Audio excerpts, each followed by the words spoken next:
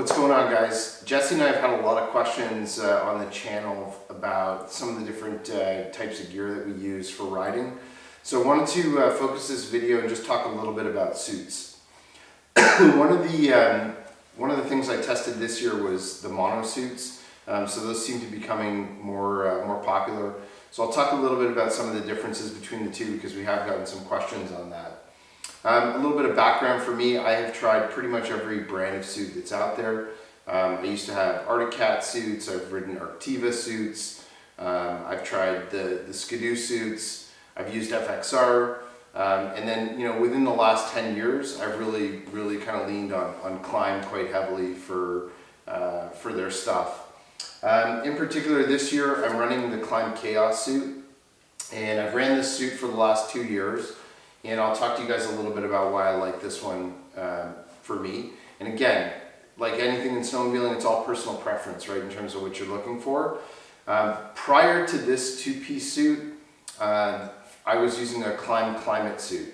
And I ran that for about 5 or 6 years. A little bit heavier duty jacket. And I ran the bibs. I bought the bibs with it. And I ran that once and I did not like the bibs whatsoever. So me, I'm a bigger guy, I sweat a lot, I move around a lot when I'm riding. I found that it was way too restrictive and way too warm. My brother-in-law and my dad both have that exact suit and they run them and they love them. So again, it's really personal preference. So what I ended up doing was I sold my old Klim suit, and 2 years ago I ended up picking up the Kaos suit at the show.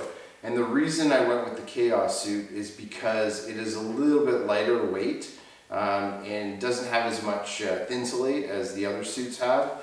So I think this one's about 180 grams, so it's not that heavy. I found it a lot less restrictive. And still you get Gore-Tex, so you get great wind protection, great protection from the elements. But for me, this has been a really awesome suit, even though it is on the cheaper end of the Klim lineup.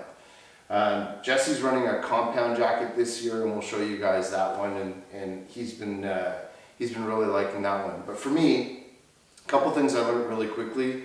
Because I wear a tech vest, I need to size up on the jacket as well, so I moved from a large to an extra large in jackets just because I'm wearing the tech vest, which gives you an added layer of protection and warmth as well. And I didn't like bibs, so I've been using for the longest time just a regular pant. And it removes the top section. I find it much less restrictive, much more comfortable to wear the pants. So for me, that's been kind of the best setup for a two-piece suit. And I wear this in ultra cold temps when we're riding up in Quebec, when we're in Cochrane, and it's minus 25, minus 35. This suit, hands down, has been fantastic. No issues. I don't get cold at all. No problems. The other thing too that's kind of interesting with these suits is I really only wear a base layer. I never wear a mid layer with any of the Klim stuff. So even in those really cold temps, and again, it's just me, probably because I'm moving around and sweating a bit more. For me, I rarely wear a base layer and a mid layer. I just wear a thin set of Under Armour or Klim base layers underneath this two-piece suit, and I have no problems whatsoever, and I never get cold. Now again, I am wearing a tech vest on top, so that does add that additional layer of warmth as well as the protection. In rare occasions, I may put on a base layer or with a mid layer top, but that's all I typically have been wearing with the Klim stuff, and I love it. It's been great. It holds up really well. I always buy typically black suits, as you can see, because they don't show dirt. I know a lot of guys, Jesse loves the colored stuff, but as soon as you start messing around with the sleds, you're gonna get lots of dirt. These suits always look like they stay clean, so I always recommend and will typically buy black suits. Like any of the Klim jackets, it has really good ventilation as well. So there's 2 vents underneath your arms, and most of the suits these days have that. And then the other thing a lot of them also have is kind of the curtain on the inside as well. So I like to sort of do that up. Just keeps everything tucked in, prevents air from getting up my back. So overall, it's been great. The other thing I really like too that they do is they put this kind of added rubber layer over top of the zippers. So it's really, really heavy duty quality on the zippers. So I found these to be really good. So again, funny thing is, this is the cheapest of the Klim lineup. I think you can get this closeout now. The whole suit's probably like $500 or $600 Canadian. But for me, it's worked really well.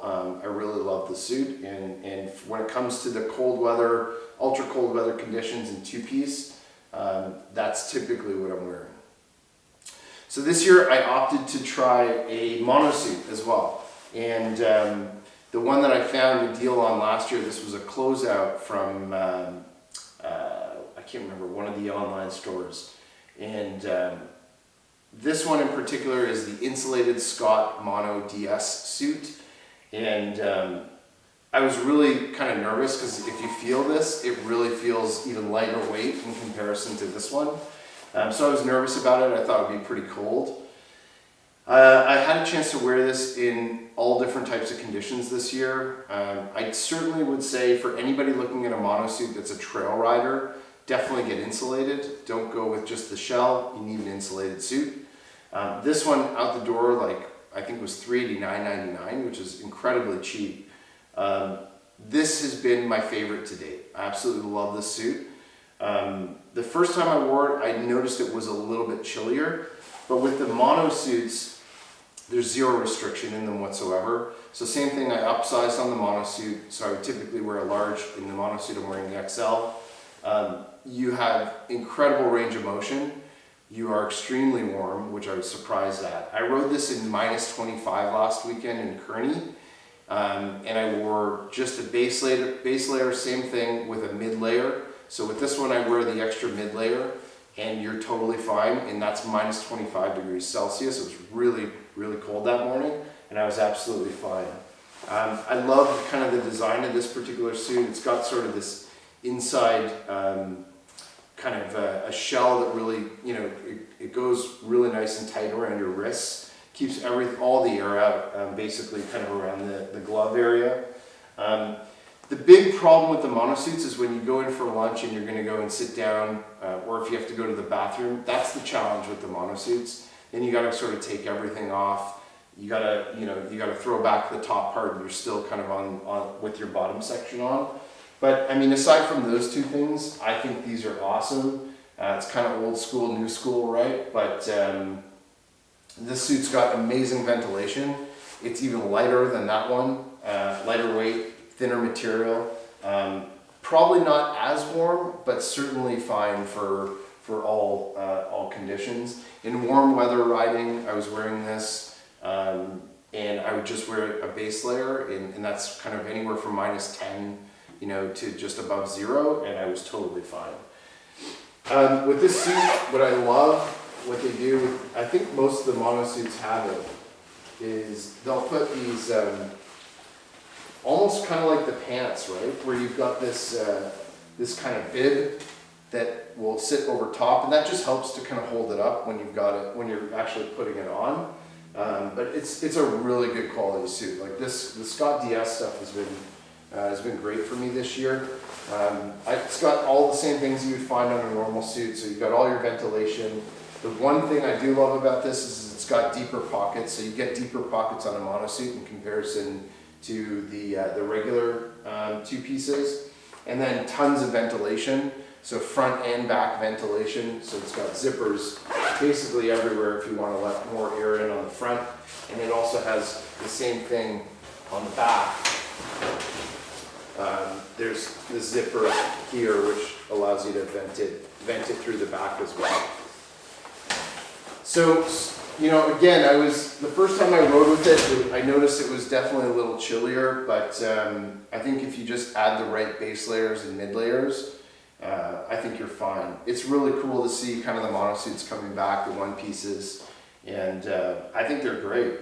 I also find the knee protection on this suit in particular is actually stronger and better than what you get with the Klim suit. So it's really well reinforced over the knee section. So on most of the sleds these days, you're riding up on the tank, you're pushing your knees into the tank. This suit's got awesome padding. Some guys I know, they'll put like construction knee pads on underneath, but that's the one thing I noticed with this suit in particular that I really like was it's just got some really good heavy duty reinforcement on the knee area as well. So those are, for me, I mean, these are my two suits that I've been using, you know, especially this year, and kind of going back and forth in between them. I certainly prefer riding in the monosuit just because I do find it's less restrictive, even with my tech vest on underneath. It's really comfortable, and it's warm enough for sure, which has been great. So I know there's a lot of guys that are kind of questioning, can you use monosuits for trail? Absolutely. They're doing a good job with the insulated stuff now, so don't be afraid to kind of try one out. If you guys have any questions at all, just between any of the Klim stuff or the Scott Monosuits, definitely hit me up, send me a message on Facebook, and happy to chat. Thanks for watching.